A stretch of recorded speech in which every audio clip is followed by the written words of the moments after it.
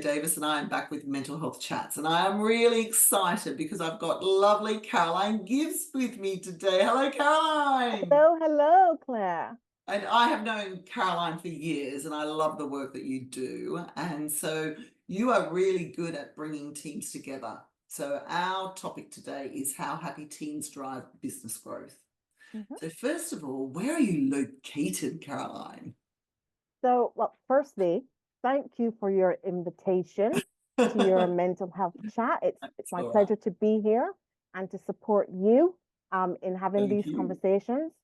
I am doing well, continuing my journey to be grateful and positive for each day and to embrace the newness and the opportunities of tomorrow.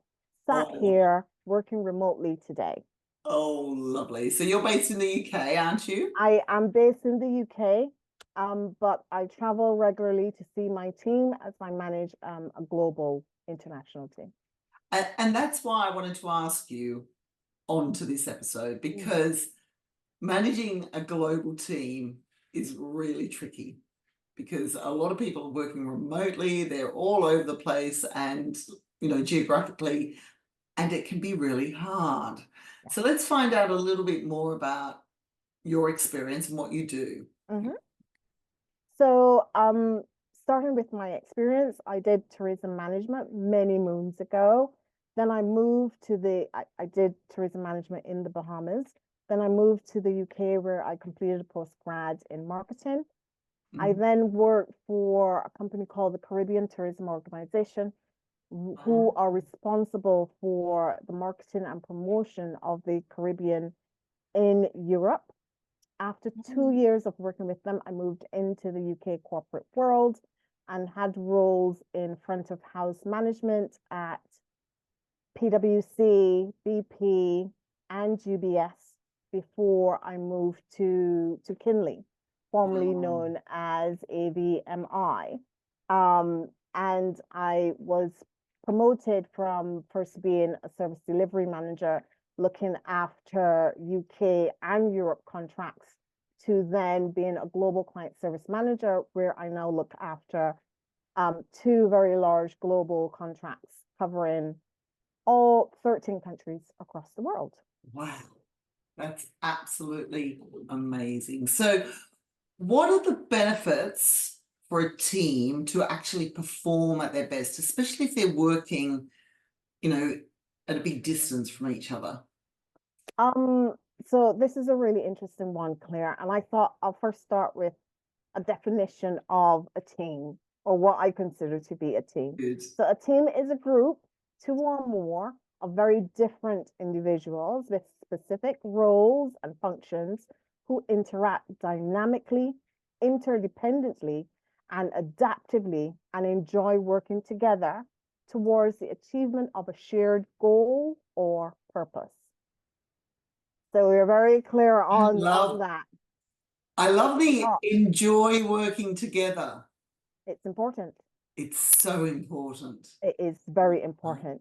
Yeah. So the benefits then of that team is that you have a very engaged group of individuals who are invested in that team and deliver at their best. Yes. It also adds in order to enable people to deliver at their best, you've got to allow them the space to grow, fail, and to be safe in communicating whatever it is they need to communicate. Yes. So those are, to me, like the key benefits of having managing a team. I'm just mesmerized by what you say, because you've just said it so beautifully, and it's so important because of the hiring landscape at the moment. It's really challenging to hire key talent and top talent. So why does this cause problems for teams to perform their best when it's hard to get good people on board? As you said, Claire, the hiring landscape has changed significantly since COVID, and employers, recruiters have had to adapt to these, because now what we see, what I see in the marketplace is potential employees coming with non-negotiables, Yeah. i.e., I see a lot of people coming into the workplace who not just have value-based requests, i.e., I want to be aligned with the employer who cares about the environment and is moving towards an ISO accreditation. I want to be aligned with an employer who has a volunteer program and gives back to the community. I want to be aligned with an employer who cares about climate change and is active in reducing the CO2 emissions. So I think people are now, or I want to be aligned with an employer who has an active, flexible working program and understand that I do not need to be tied to a desk to deliver, that there is an element of trust within that relationship that enables me to deliver my best at the most appropriate time for both of us.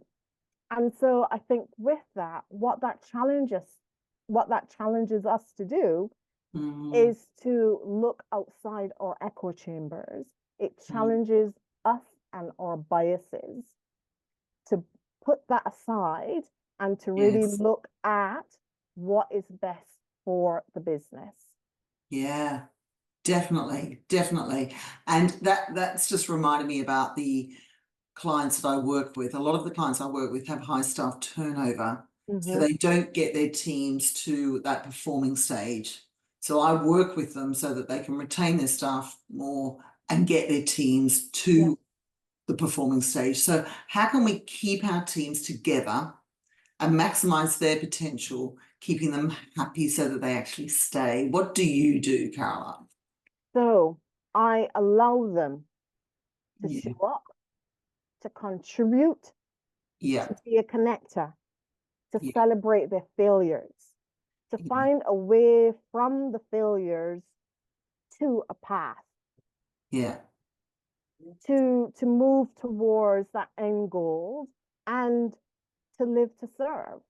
So because we're all in this business, and I think the human psyche is built for serving, and so we've all got to find our purpose within that serve quantum, so that, you know, we're speaking to people at their core, and they're really invested in the team at a granular level that will enable them to thrive and move on. I'm smiling the whole way through this because as you were saying it, I was thinking, Caroline just allows them to be a human being. And then you use the word human. And it's like, wow, you've hit the nail on the head there. You have given us so many insights. It's been absolutely amazing having you on as a guest. So, my pleasure, Claire. Thank you for having me. Thank you. And I'm sure there's a lot of people out there who would love to get in touch, because I know that you're very, very active amongst your community. So tell us, where can people find you? So you can find me at kinley.com, and you can also find me at LinkedIn. I'm sure that Claire will allow me to add a link of my profile into this series. Oh, definitely. In the description, we will put the link to your profile. So thank you for all your insights. You've been an absolute pleasure. As usual, I love working with you. And take care. Thanks, Claire. Take care.